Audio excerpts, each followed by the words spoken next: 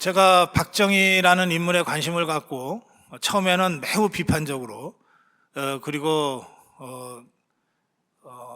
나이가 조금 들어가면서는 정말 박정희라는 인간을 내재적으로 이해하려고 해왔던 게 한 40년 넘는 것 같습니다. 제 석사 논문이 유신체제의 성립과 붕괴 과정에 관한 연구거든요. 그러니까 제가 24살, 25살 때 박정희 체제, 유신체제를 제 석사 논문의 주제로 잡았던 거죠. 그 석사 논문은 당시에 아주 잘 쓰여졌다고 호평을 받아가지고 바로 상업 출간이 됐습니다. 참으로 창피하게도. 그러니까 어쨌든 저는 한 40년간을 박정희라는 인물을 계속 안고 살아왔던 거죠. 오늘 제가 여러분들께 드릴 말씀은 그 40년간의 박정희에 대한 저의 생각을 그냥 편안하게 여러분한테 한번 생각해 보십사 제가 화두를 던지는 그런 식으로 진행하겠습니다. 그래서 앞으로 한 40분 동안은 제가 여러분께 화두를 던지고 잠깐 쉰 다음에 다시 한 40분 정도는 이제 여러분들이 저한테 던지는 질문, 의견에 대해서 제가 조금 제 생각을 말씀드리는 그런 순서로 진행하겠습니다.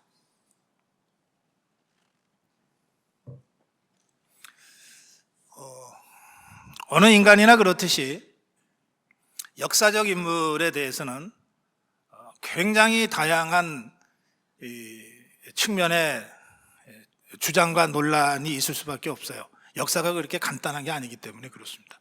그래서 역사를 주도적으로 살아낸 인물에 대한 평가 또한 굉장히 다층적이고 다면적일 수밖에 없어요. 그런데 그런 많은 논란에도 불구하고 저나 여러분들과 같은 우리 자유우파 국민들은 박정희의 그 위대한 역사적 성취에 대해서는 다들 공감이 있습니다. 그럼에도 불구하고 여전히 뒷골을 당기는 부분이 몇 부분 있어요. 세 부분으로 제가 말씀드릴게요. 첫째, 박정희 친일했나? 만주군관학교 나오고 일본 육사 나오고 관동군 장교로 복무한 거는 역사적 사실인데 그럼 이걸 친일이 아니면 뭐로 설명할 건가? 이 문제 있습니다. 둘째, 박정희는 빨갱이였나?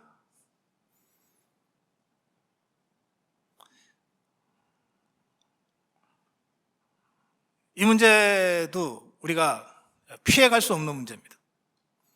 1949년에 당시 국방군 간 방첩대에 잡혀서 사형 선고받습니다. 남로당 비밀당원으로 활동했다는 혐의로 사형 선고를 받습니다.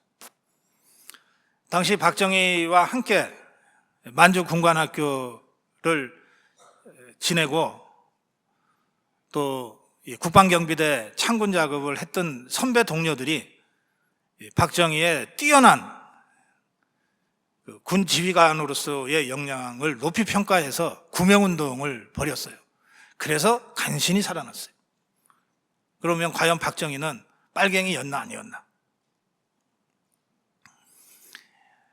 이 두 가지 의문은 우리 자유파 국민들을 참 괴롭히는 문제였어요. 그래서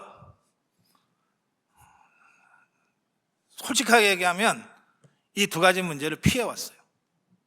가급적이면 언급하지 않으려고 해왔어요.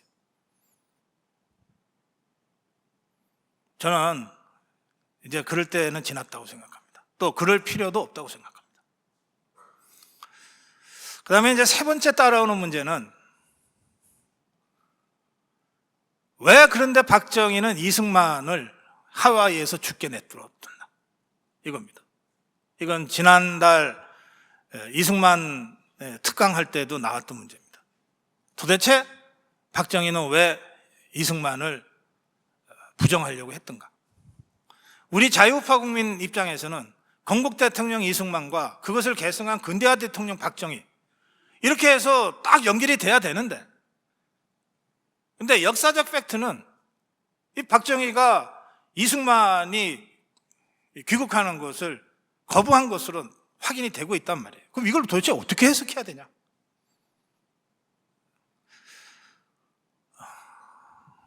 저도 이 세 가지 대목에 대해서 그동안 고민이 참 많았어요. 설명을 하긴 해야 되겠는데, 그것도 우리 국민들이 다 이해하고 고개를 끄덕끄덕 할 정도로는 설명을 해야 되겠는데, 이걸 어떻게 설명해야 되지?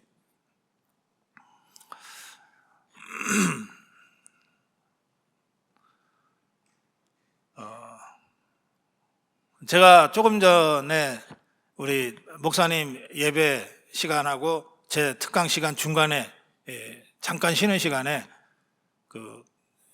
저한테 밀려 있던 전화를 이제 급하게 부재중 전화 보고 또 통화도 하고 했는데, 그 중에 제가 이런 얘기를 들었습니다. 이승만과 박정희의 관계를 생각하면, 제가 오늘 이런 박정희 특강을 한다는 걸 알고 마치 이성계와 이방원의 관계를 보는 것 같다, 이런 말씀을 어느 분이 하셨어요. 그 제가 궁합은 통한다고, 야 그거 그럴듯하다고 제가 그렇게 들었습니다. 사실 이성계와 이방원 부자지간이지만 완전 원수처럼 지낼 수밖에 없었어요. 이성계는 끝내 이방원을 인정하지 않았고, 이방원은 끝내 이성계를 태상왕으로 모시려고 했지만 모시지 못하고 그렇게 됐어요. 그런데 600년 전에 이 역사적 사실을 보면서 우리는 그럼에도 불구하고 창업의 이성계, 수성의 이방원, 이렇게 얘기를 합니다. 이성계 없었으면 이방원 없었고, 이방원 없었으면 또한 이성계 없었다. 또 이방원 없었으면 세종대왕의 그 화려하고 번창했던 우리 역사상 최고의 그 국군 융성기도 없었다, 이렇게 얘기할 수 있습니다. 저는 이승만은 건국의 길을, 그리고 박정희는 근대화의 길을 간 우리 자유우파 진영의 두 위대한 역사적 거인이었다, 이렇게 정리하는 것으로 충분하다고 생각하고, 왜 박정희가 말년에 이승만을 돌보지 않았는가? 그것은 당대의 정치적 상황상 불가피했다, 그렇게 정리하고 넘어가도 상관없다고 생각합니다. 당대의 정치적 상황이란 뭔가? 1961년에 군사정변에 성공하고 63년에 민정이양을 하는 대통령 선거를 치렀는데, 그런데 그 선거에서 박정희는 상대인 윤보선보다 불과 15만 표 간신히 이겨서 대통령이 됐습니다. 당시 이 박정희 정권은 출범했지만 정정은 극도로 혼미했고 혼란스러웠어요. 그리고 박정희 정권의 기반은 굉장히 취약했습니다. 그리고 이 5.16 군사 정변을 통해서 출범한 박정희 정권의 출범은 긴 역사적 흐름에서 보면 우리나라의 주류 세력의 교체 시기였습니다. 그러니까 그 전까지는 이승만 정부 내내 우리 사회의 주류는, 대통령은 이승만이었지만 우리 사회의 주류는 지주 출신들이 다수였어요. 야당이든 여당이든 다 지주 출신들이에요.